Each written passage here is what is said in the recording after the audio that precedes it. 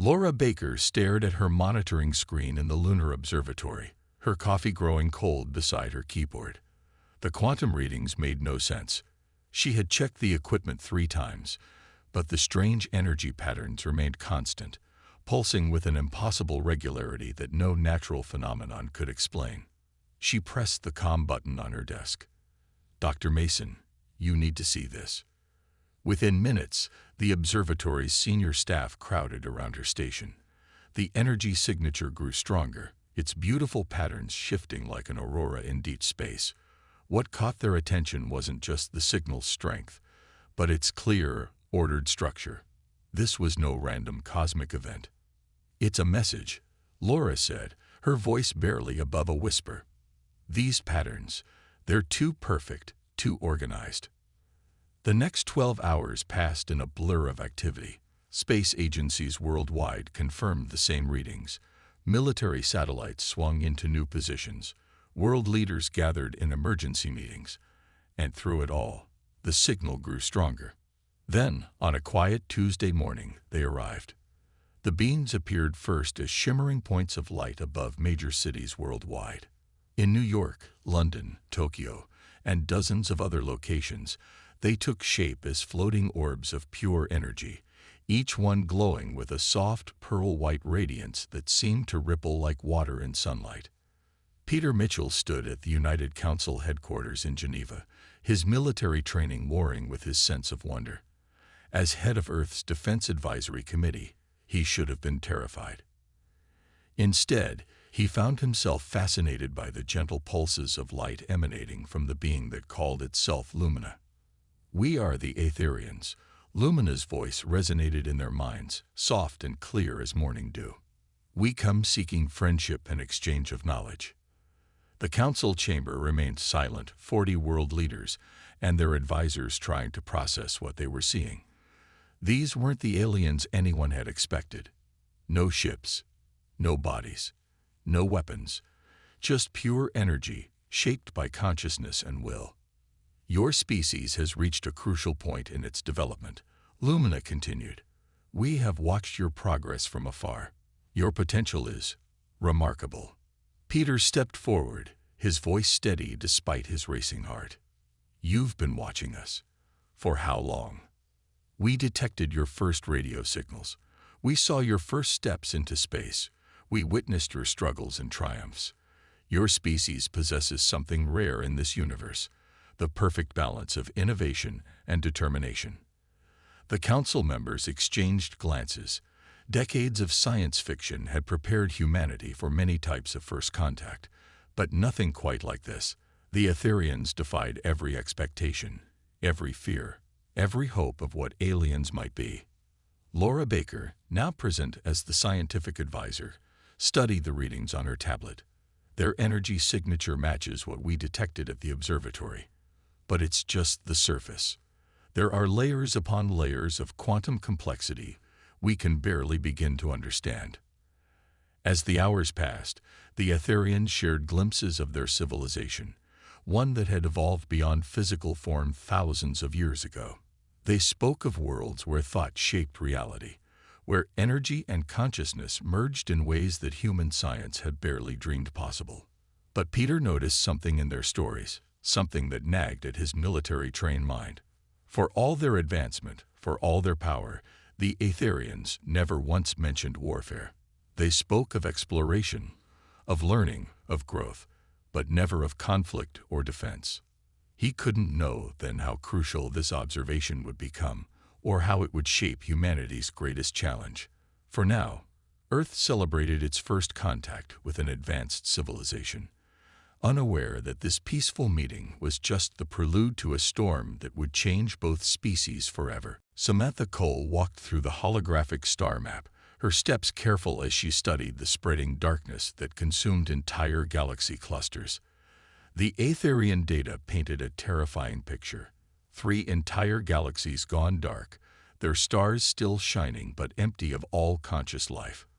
"How long?" she asked, her voice echoing in the underground command center beneath Geneva. Lumina's energy form pulsed with a darker blue than usual.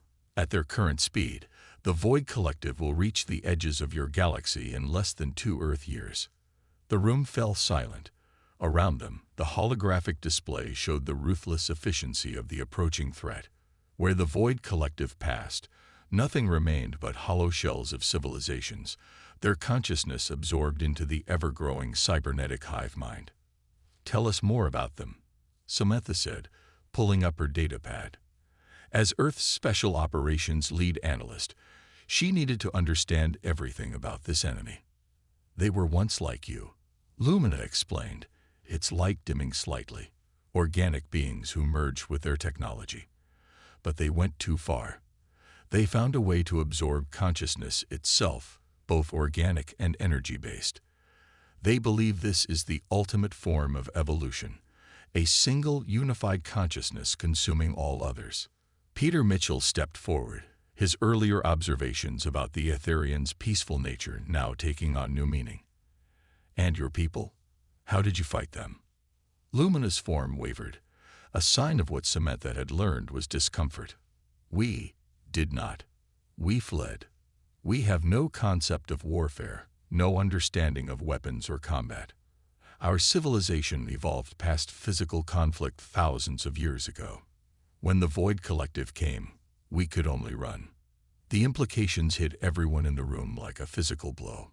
Humanity's most advanced allies, beings who could manipulate energy itself, had no way to defend themselves. No armies, no weapons, nothing but their vast knowledge and their ability to slip between space itself. "How many of your people survived?" Samantha asked softly. "We are less than 1,000 now," Lumina replied. "Once, we were billions. The Void Collective found ways to trap our energy forms. Those they caught were absorbed, their consciousness forced into the collective mind." Peter began pacing, his military mind racing through possibilities. "But you said they can absorb both organic and energy-based life. How is anything different here? What makes you think Earth can survive if your more advanced civilization couldn't?" Lumina's glow brightened slightly. "Because you are unique. In all our travels, we have never encountered a species quite like humanity. You understand warfare, yet you strive for peace. You create weapons, yet you also create art. You fight, yet you show mercy. You are balanced in ways we never were." Samantha shared a look with Peter. The compliment carried a heavy burden. Humanity's warlike nature, long seen as something to overcome, might now be their greatest asset. A holographic display shifted, showing the Void Collective's projected path through the Milky Way. Earth lay directly in their course. "We came to warn you," Lumina said. "But perhaps we came for more than that. Perhaps in your understanding of conflict, in your ability to fight while maintaining your humanity, lies the key to stopping them." Samantha stood up straighter, her analyst's mind already forming connections. "Then we'll need to combine our strengths. Your knowledge with our strategy. Your energy manipulation with our weapons technology." "Yes," Lumina agreed, its light pulsing with newfound hope. "But we must hurry. The Void Collective sends scout ships ahead of their main force. They will reach your solar system much sooner than the rest." Outside the underground facility, the sun set on a world that still celebrated first contact, unaware that Earth's greatest fight for survival was about to begin. The warning had been delivered. Now, they had to prepare for war. Kate Howard stood at the front of the United Council's war room, her uniform crisp despite the late hour. As Earth's military commander, she had spent her career preparing for wars that might never happen. Now she faced one that seemed impossible to win. "We need to think differently," she said, her voice firm as she addressed the mix of human military leaders and floating Etherian lights. "Our traditional weapons won't work against an enemy that can absorb both physical and energy-based attacks. But together, we might have a chance." Christopher Taylor, the lead engineer from the weapons development team, raised his hand. His desk was covered with sketches and calculations. "The Etherians can manipulate quantum energy in ways we barely understand. If we could combine that with our technology." Lumina drifted closer to Christopher's designs. We have never considered using our abilities this way. The concept of weapons is difficult for us. I understand, Kate said gently. But sometimes we must defend ourselves to preserve life. You've seen what happens when we don't. The room grew quiet. Everyone knew the stories now. Entire civilizations lost to the Void Collective. Countless lives absorbed into their twisted hive mind. The Aetherians' peaceful nature had left them helpless against such an enemy. Christopher spread out his latest designs on the central table. Look here, your energy manipulation could power our ships in new ways. Instead of traditional engines, we could have vessels that slip through space like your natural form does. Several Aetherian lights pulsed with interest. Another one, named Spark, moved forward. We could teach you how to channel quantum forces. Perhaps your weapons could be adapted to use these energies. Kate watched as human scientists and Aetherian consciousness began working together.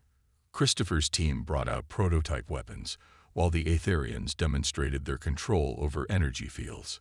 Slowly, carefully, they began to merge their knowledge. The first tests were rough. Energy weapons exploded in their testing chambers. Quantum fields collapsed unexpectedly. But with each failure, they learned more. The problem isn't the energy itself, Christopher said late one night, his eyes tired but excited. It's the way we're trying to control it. We're thinking like humans, trying to force it into our shapes. Lumina's light brightened, and we are thinking like Aetherians, too floating and free. We must find a middle path. Days turned into weeks. Kate watched as human determination met Aetherian wisdom. Christopher's team worked around the clock, learning to shape quantum fields into focused beams. The Aetherians learned to understand human concepts of defense and strategic strikes. The breakthrough came on a quiet Sunday morning. Christopher's team had created a new type of energy matrix, one that could hold Aetherian power in a way that human weapons could use. When they tested it, the result was beautiful and deadly, a perfect blend of human and Aetherian capability. It works, Kate said, watching the test results with a mixture of hope and sadness. These peaceful beings were learning to fight, not because they wanted to, but because they had to. Lumina hovered near her shoulder. We are changing, both of us.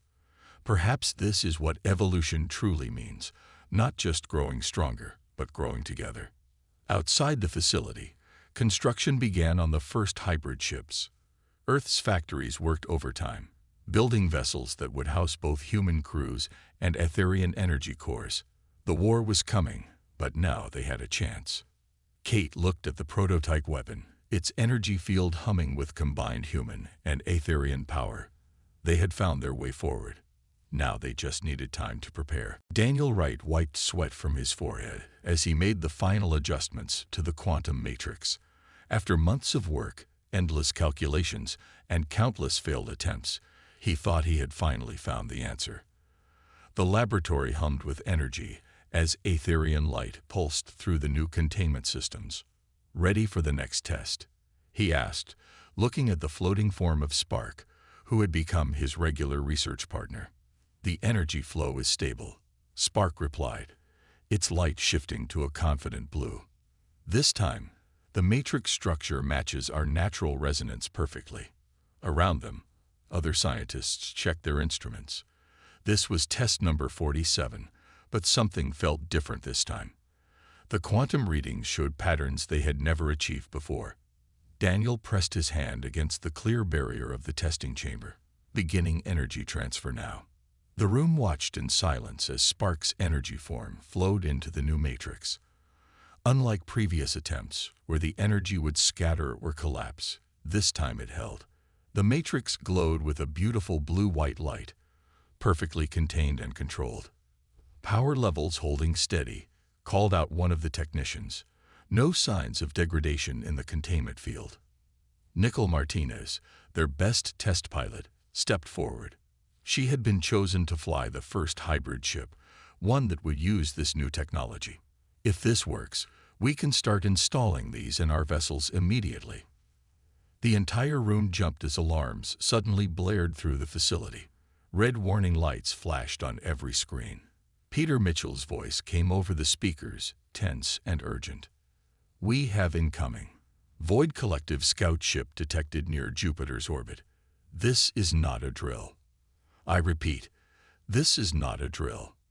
Daniel looked at his readings, then at Nicole. "The matrix is stable. We can load it into your ship now."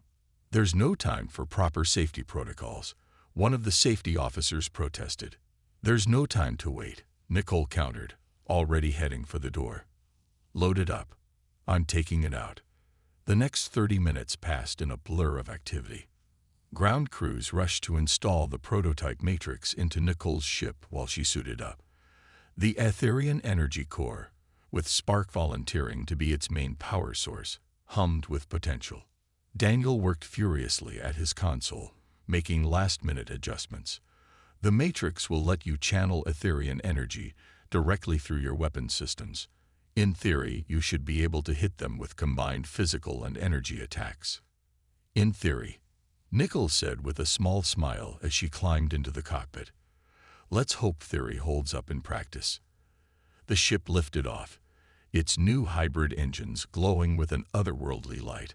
On their screens, they could see the Void Collective scout approaching, a dark, angular shape that seemed to absorb the light around it. Nicole's voice came through their comms, steady despite the pressure. "Target in range. Weapons hot. Here goes everything." The prototype ship's weapons fired. Instead of traditional energy beams, streams of combined human and Aetherian power lanced out through space. When they struck the scout ship, something new happened. The Void Collective vessel's absorption fields, which had always been able to consume any pure energy attack, struggled against this hybrid assault. "Direct hit." Nicole's excited voice filled the command center. "Their shields are failing. They can't absorb this type of energy." They watched in amazement as the scout ship retreated, its dark hull showing actual damage for the first time. The impossible had happened. They had found a way to hurt the supposedly invincible enemy. Daniel slumped in his chair, exhausted but happy. Next to him, Spark's light pulsed with excitement. Together, they had created something entirely new. They had hope. But they all knew this was just the beginning. The scout ship would report back. The main Void Collective fleet would know they had a real fight ahead of them. Now the race was on to produce enough hybrid weapons before the full invasion began. Dr. Amanda Phillips checked her readings one more time as Ryan Cooper lay in the transformation chamber. The room was silent except for the soft hum of equipment and the gentle pulsing of Aetherian energy that filled the air around them. "Are you sure about this?" she asked Ryan, her fingers hovering over the activation controls. Ryan nodded, his security officer's training evident in his calm demeanor. "We need every advantage we can get. If this works, we'll have warriors who can fight the Void Collective on both physical and energy levels." Lumina floated near the chamber, its light mixing with the medical sensors. "The process of sharing our consciousness is not simple. It will change you in ways we cannot fully predict." "I understand," Ryan said, "but after seeing what that scout ship could do, we need more than just hybrid weapons. We need hybrid warriors." Amanda started the procedure. Aetherian energy began flowing into the chamber, surrounding Ryan's body. At first, nothing seemed to happen. Then his skin began to glow with a faint blue light. "Vital signs are steady," Amanda reported, watching her screens carefully. "Brain activity is increasing, but still within safe levels." Ryan's voice came through their comm system, tight with concentration. "It feels like I'm floating, like I'm everywhere and nowhere at once." The Aetherian energy pulsed brighter, and for a moment, Ryan's body seemed to fade, becoming partially transparent before solidifying again. The monitors showed his consciousness patterns beginning to match the Aetherian's quantum frequencies. "Try to focus on maintaining both states," Lumina guided him. "You are both matter and energy, solid and fluid. Find the balance between them." Hours passed as Ryan learned to control his new abilities. Sometimes his body would shift completely into energy form, floating like the Aetherians. Other times he would snap back to solid form, gasping but excited. "The neural patterns are stabilizing," Amanda announced, relief clear in her voice. "He's actually doing it. He's managing both states." Other scientists and military personnel watched from the observation room above. Among them was Kate Howard, who had pushed hard for this program. Everything they had learned from the scout ship encounter proved they needed soldiers who could match the Void Collective's ability to shift between forms. Ryan finally stepped out of the chamber, his body occasionally flickering with traces of Aetherian energy. "It's incredible," he said, looking at his hands as they shifted between solid and energy form. "I can feel everything. Every quantum particle, every wave of energy." "How's your combat training holding up?" Kate asked, coming down to the main floor. Ryan smiled and demonstrated by shifting into energy form, zipping across the room faster than human eyes could follow, then rematerializing in perfect fighting stance. "All my training is still there, but now I have new ways to use it." The success of Ryan's transformation changed everything.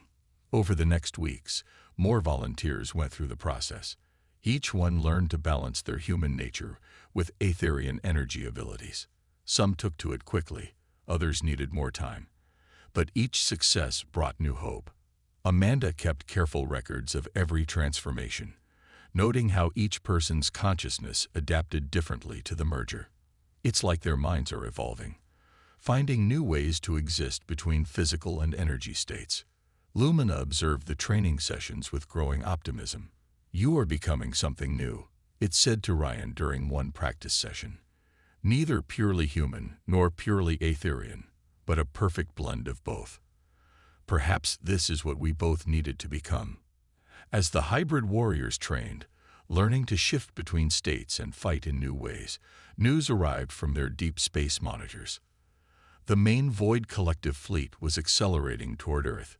Their first real test would come sooner than anyone had expected. Lisa Parker stood on the bridge of her hybrid vessel, watching Saturn's rings glitter in the darkness of space. As fleet commander, she had positioned their ships in a defensive line, using the ice and rock of the rings as cover. The Void Collective would have to come through here to reach Earth. "Multiple contacts detected," her sensor officer called out. "Void Collective ships entering the outer system, counting at least 50 vessels." Lisa touched the glowing crystal at her throat. Connecting with the Aetherian consciousness merged with her ship. She could feel Spark's energy flowing through the vessel's systems, ready for battle. "All ships, battle formation," she ordered. "Hybrid warriors, prepare for spacewalk combat. Remember your training.